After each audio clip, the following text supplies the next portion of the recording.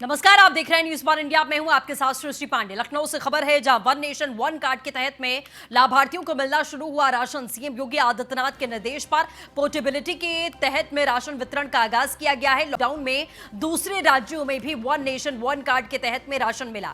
1 मई से यूपी के व्यक्तियों को 16 राज्यों में राशन मिलना शुरू हो चुका है। यूपी समेत 16 राज्यों में one nation one card ration portability का लाभ मिलना शुरू है।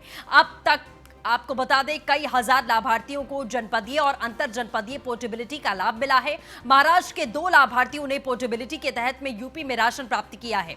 यूपी के सुल्तानपुर से महाराष्ट्र के लाभार्थियों को राशन मिला है। यूपी के रहने वाले एक व्यक्ति ने गोवा, 2 लाभार्थियों ने कर्नाटक में राशन लिया है। ये वन नेशन वन कार्ड का आपको फायदा हम बता रहे हैं कि किस तरीके से वो तमाम मजदूर जो देश के अलग अलग इलाकों में अलग अलग राज्यों से हैं, उन सभी को सीधे तौर पर यह लाभ मिल रहा है। इसके वाजपेयी हमारे साथ में जुड़ चुके हैं। इसकी क्या कुछ जानकारी इस पूरे मामले को लेकर? बिल्कुल, सीएम योगी आदित्यनाथ ने इस चीज की शुरुआत की थी, क्योंकि जिस तरीके से उत्तर प्रदेश के लोग बड़े पैमाने पर दूसरे राज्यों में हैं, काम कर रहे हैं या पढ़ाई कर रहे हैं या किसी अन्य पर्पज की वजह से वहां पर हैं, लॉकडाउन के दौरान वो वापस नहीं आ पा रहे थे, तो ऐसे लोगों को वन नेशन वन कार्ड के तहत जहां है वहीं पर राशन उपलब्ध कराने की व्यवस्था की गई है, जिसमें केंद्र सरकार के सहयोग से 16 ऐसे राज्य हैं जिसमें यूपी भी शामिल है। कोई व्यक्ति किसी भी प्रदेश में हो, उनको वहीं राशन मिलेगा, जिसके तहत अगर हम बात करें तो उत्तर प्रदेश के लोगों को भी राशन मिलना शुरू हो गया है। और जो दूसरे स्टेट के लोग यूपी में रहते हैं, लॉकडाउन के दौरान अपने घर नहीं वापस हो पाए हैं, ऐसे लोगों को यूपी में भी राशन दिया गया। अगर हम देखें तो यूपी के सुल्तानपुर में 2 लाभार्थी ऐसे हैं जो कि महाराष्ट्र से हैं, उनको राशन दिया गया। वहीं उत्तर प्रदेश के रहने वाले एक व्यक्ति को गोवा में और 2 व्यक्तियों को कर्नाटक में भी केवल अपना राशन कार्ड नंबर बताकर राशन दिया गया। तो कहीं ना कहीं निश्चित तौर पर एक बड़ी पहल जरूर है उत्तर प्रदेश सरकार और साथ केंद्र सरकार की, जहां उत्तर प्रदेश सरकार ने पहले ही राशन पोर्टेबिलिटी को लागू कर दिया था, उसमें जिले और अपनी दुकान की फाउंडेशन को खत्म कर दिया था। अब ये पूरे देश में लागू हो गया है, क्योंकि लॉकडाउन के दौरान जो लोगों को राशन या किसी अन्य प्रकार की समस्या थी, कहीं ना कहीं वो अपना कार्ड नंबर बताकर किसी भी प्रदेश में राशन ले पाएंगे। निश्चित तौर पर बड़े पैमाने पर लोगों को इसका लाभ भी हो रहा है। जी चलिए, इसके अपडेट के लिए आपका बहुत बहुत शुक्रिया।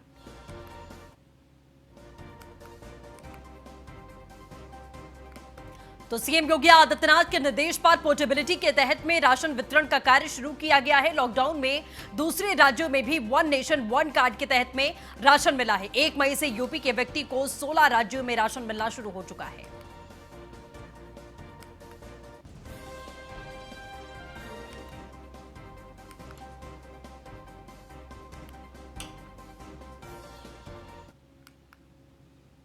तो वहीं गौतम बुद्ध नगर में एक कोरोना मरीज की मौत हुई है। आपको बता दें, गाजियाबाद के खोड़ा के रहने वाले व्यक्ति की कोरोना से मौत हो चुकी है।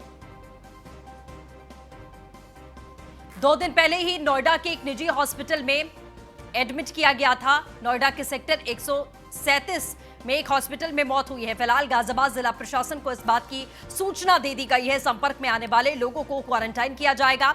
डीएम ने ट्वीट करके इस बात की जानकारी दी है, गौतम बुद्ध नगर का रहने वाला नहीं है वो शख्स, ये बात स्पष्ट की गई है।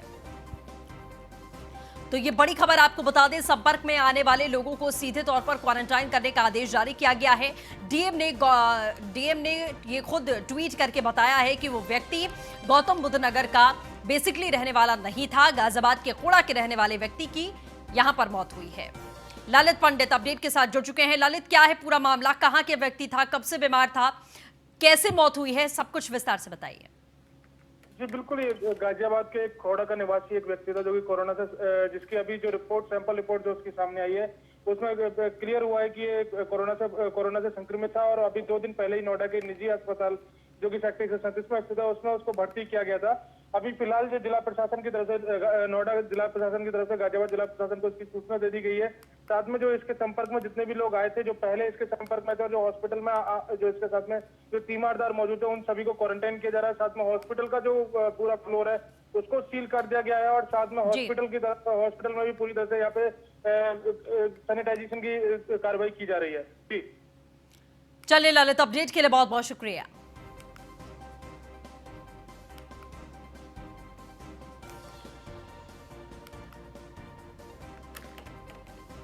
प्रयागराज से बड़ी खबर है। इलाहाबाद हाईकोर्ट को लेकर यह खबर है। आपको बता दें 8 मई से इलाहाबाद हाईकोर्ट में शुरू हो जाएगा कामकाज। 8 मई से इलाहाबाद हाईकोर्ट और लखनऊ बेंच में सुनवाई होनी है। दोनों में ट्रायल के तौर पर 2 शिफ्टों में कामकाज होगा।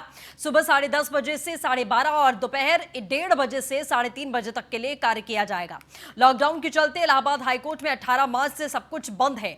हाईकोर्ट की प्रशासनिक कमेटी ने हाईकोर्ट खोले जाने का फैसला किया है। चीफ जस्टिस गोविंद माथुर की अध्यक्षता वाली कमेटी ने टेलीफोन पर बातचीत करने के बाद में यह बड़ा फैसला किया है। हाईकोर्ट के रजिस्ट्रार जनरल अजय कुमार श्रीवास्तव ने इस बात का आदेश भी जारी किया है।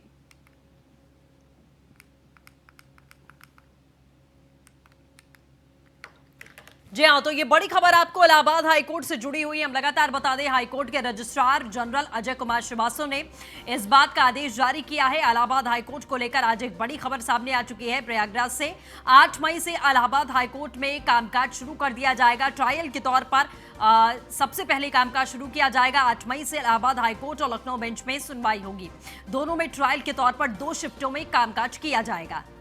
सुबह 10:30 बजे से 12:30 और दोपहर 1:30 बजे से 3:30 बजे तक के लिए कामकाज का समय निर्धारित किया गया है। लॉकडाउन के चलते इलाहाबाद हाईकोर्ट में 18 मार्च से सब कुछ ठप था। हाईकोर्ट की प्रशासनिक कमेटी ने हाईकोर्ट खोले जाने का यह बड़ा फैसला किया है। चीफ जस्टिस गोविंद माथुर की अध्यक्षता वाली कमेटी ने टेलीफोन पर बातचीत करने के बाद में यह फैसला किया है। तो वहीं सहारनपुर से तकरीबन 40 किलोमीटर दूर आपको बता दें, ग्लोकल यूनिवर्सिटी के ग्लोकल हॉस्पिटल को शासन ने सहारनपुर का प्रथम श्रेणी अस्पताल घोषित किया है, जहां क्वारंटाइन और आइसोलेशन वार्ड समेत करीब 400 से ज्यादा बेड कोरोना मरीजों के इलाज के लिए तैयार किए गए हैं, जिसमें 150 कोरोना पॉजिटिव मरीजों का इलाज चल रहा है, जबकि अब तक 12 मरीज ठीक होकर अपने घर जा चुके हैं। कोरोना मरीजों के इलाज के साथ साथ ग्लोकल यूनिवर्सिटी अहम रोल अदा कर रही है। सहारनपुर की ग्लोकल यूनिवर्सिटी की ओर से 20 लाख रुपए केयर फंड में दिए गए। यूनिवर्सिटी के चांसलर और पूर्व एमएलसी हाजी मोहम्मद इकबाल ने न्यूज वन इंडिया से बातचीत के दौरान बताया कि 10 लाख रुपए मुख्यमंत्री राहत कोष और 10 लाख रुपए प्रधानमंत्री राहत कोष में हैं। हाजी मोहम्मद इकबाल ने बताया कि घाड़ इलाके में ज्यादातर गरीब और मजदूर तबका रहता है। ऐसे में लॉकडाउन की वजह से मजदूरी ना कर पाने वाले लोगों को डोर टू डोर खाना और राशन के पैकेट भी भिजवाए जा रहे हैं। साथ ही सरकार के हर निर्देश का पालन किया जा रहा है।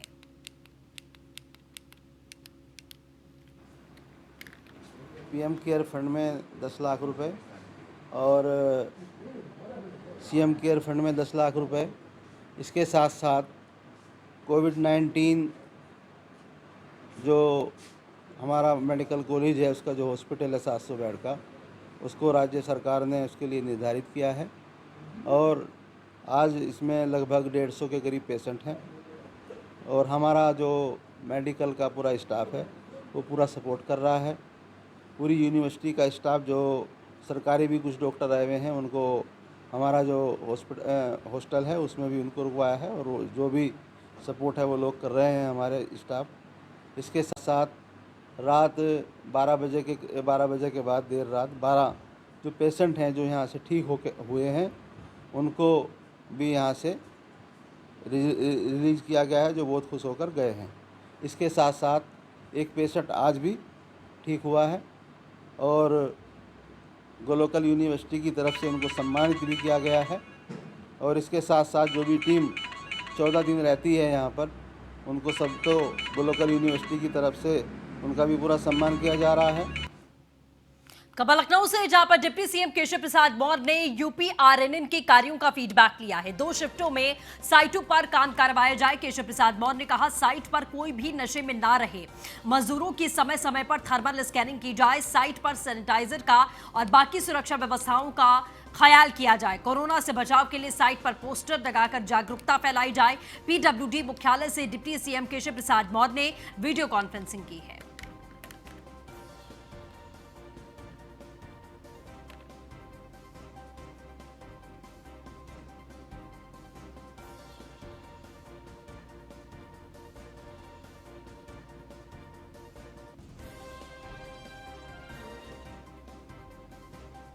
तो 2 शिफ्ट में साइटों पर कामकाज किया जाए। केशव प्रसाद मौर्य ने यह अपील की है और साइट पर कोई भी नशे में ना रहे, इस बात का भी ख्याल किया जाए। मजदूरों की समय समय पर थर्मल स्कैनिंग भी कराई जाए। तो साइट पर सैनिटाइजर और बाकी सुरक्षा व्यवस्था दुरुस्त रखें। केशव प्रसाद मौर्य ने साफ तौर पर कहा, कोरोना से बचाव के लिए साइट पर पोस्टर लगाकर जागरूकता भी फैलाई जाए। पीडब्ल्यूडी मुख्यालय से डिप्टी सीएम केशव प्रसाद मौर्य ने वीडियो कॉन्फ्रेंसिंग की है। तो लखनऊ से बड़ी खबर, डिप्टी सीएम केशव प्रसाद मौर्य ने वीडियो कॉन्फ्रेंसिंग के जरिए यूपी आरएनएन में तमाम निर्देश दिए हैं। 2 शिफ्टों में कार्य किया जाए, साइट पर कोई भी नशे में ना रहे। गाजियाबाद से बड़ी खबर आपको बता दें, गाजियाबाद में कोरोना का ग्राफ इंक्रीज हो चुका है। गाजियाबाद में कोरोना के 13 नए केसेस हैं। गाजियाबाद में कोरोना मरीजों की संख्या अब 95 हो चुकी है। गाजियाबाद स्वास्थ्य विभाग में हड़कंप का माहौल है। जाहिर तौर पर जिस तरीके से माना जा रहा था कि गाजियाबाद में सिचुएशन थोड़ी कंट्रोल में है और ऑरेंज जोन में गाजियाबाद को रखा गया था, लेकिन आपको बता दें एक बैग आंकड़ों में इजाफा हुआ है गाजियाबाद स्वास्थ्य विभाग में। इस वजह से हड़कंप का माहौल। शिवम गौतम अपडेट के साथ। शिवम, क्या कुछ जानकारी है? देखिए, गाजियाबाद में एक साथ 13 नए मामले हैं। आंकड़ा की बात करें तो गाजियाबाद में 95 आंकड़ा पहुंच चुका है गाजियाबाद में, जिनमें से 40 के करीब जो मरीज हैं वो ठीक हो चुके हैं। बाकी जो अभी भी कोरोना पॉजिटिव हैं उनका अस्पताल में इलाज चल रहा है। हालांकि इतने बड़े पैमाने पर कोरोना पॉजिटिव रिपोर्ट आने के बाद कहीं ना कहीं गाजियाबाद स्वास्थ्य विभाग और प्रशासन में हड़कंप मचा हुआ है। हालांकि जिलाधिकारी और सीएमओ दोनों ही इस वक्त फोन नहीं उठा रहे हैं, न ही पुष्टि कर रहे हैं। बिल्कुल, जाहिर तौर पर जिस तरीके से आंकड़ों में इजाफा हुआ है, अब प्रशासनिक अमले में भी कहीं ना कहीं हड़कंप का माहौल है, क्योंकि माना जा रहा था कि गाजियाबाद में सिचुएशन अभी कल तक ये हालात थे कि थोड़ी कंट्रोल में है।